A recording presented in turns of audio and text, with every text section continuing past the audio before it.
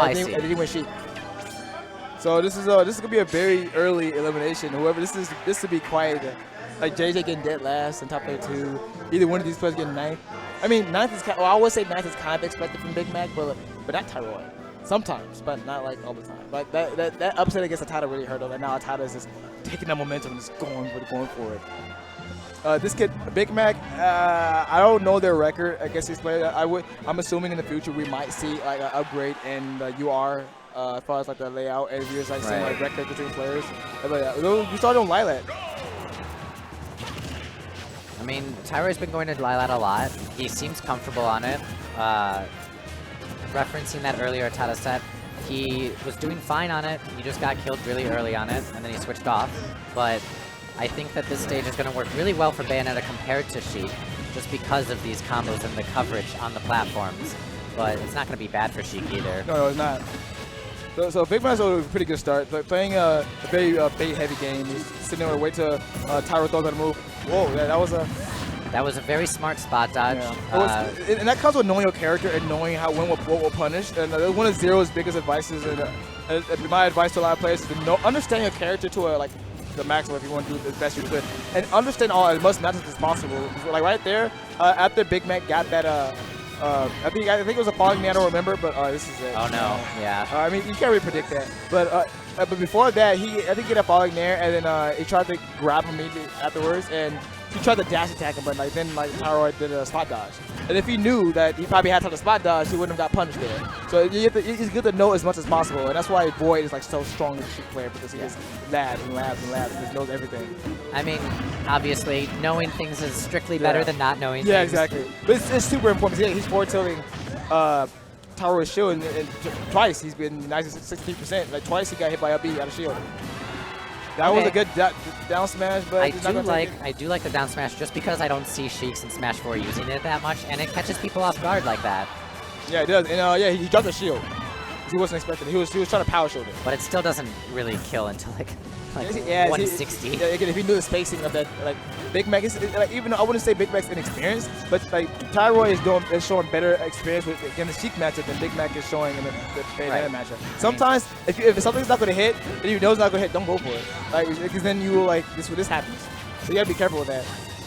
Tyroy, he's an experienced Sheik. He's played Sheik many times. Yeah. He used to get up. We just the jump get up and punish it with a bouncing fist. No, Big Mac can easily take this back with a couple of combos. I feel like Sheik wins neutral. Big Mac is starting to realize that. He's starting to realize, okay, I win neutral. I can just charge lasers and duck under these bears. Charge lasers. Yeah. Charge needles, my bad. Lasers, oh my goodness, I'll be busted. We can only hope. Maybe in 30XX. Wow. That was very good for Tyroy. He just went straight to the platform. I thought that Tyroy was going to land on the top platform, but he didn't. He just went straight through it. Just straight up killed Big Mac. I love it when you can like mix up people through the platforms like that. Yeah, and it was it's just like why not? He had a huge lead. Like just go for it. Big Mac infamously always plays better game 2, in my opinion. Like I feel like he'll do you think it's because of adaptation? Why do you think that is? As an adaptation, or just remembering how to do things. Now, if he doesn't do better this game, I guess it's one of those rare occasions. But Big Mac normally takes game 2 after losing like game 1. Good start. I mean, Smashville, I love this stage for Sheik. See, I think it's our best stage, and I don't know why Tyro didn't ban it. I feel like you should always ban a stage. Yeah, what stage? I don't know what other stage he could have banned. Yeah, I think you should always ban a stage for Sheik because one of her biggest weaknesses is killing.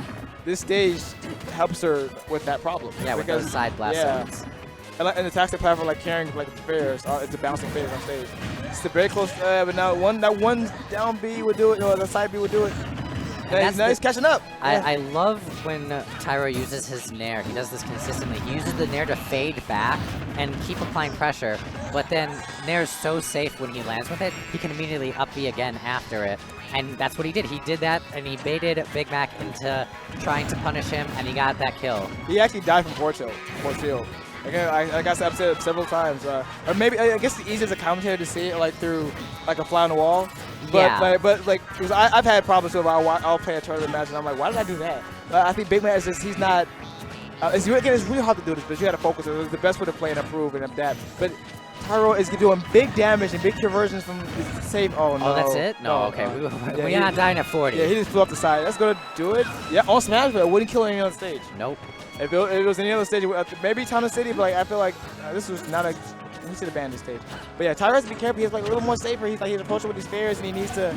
And if he's gonna do forward tilt, he should probably do the maximum distance. Yes. The max, because like then the Bayonetta can punish out of shield up B. And I think the thing is like, it's like the whole Dom thing when Dom was fighting Renegade.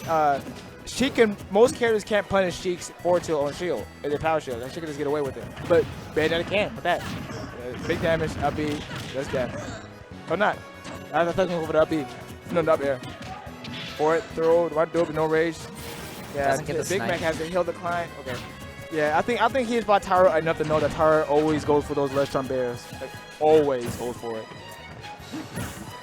Man, he punished a power shield. He could have been like, wow, he couldn't even like punish it. He can do a power shield. Bayonetta might win that matchup. I don't know. I feel like it was like Big Mac was having a hard time trying. I think she might just because it's easier to kill with her. Yeah.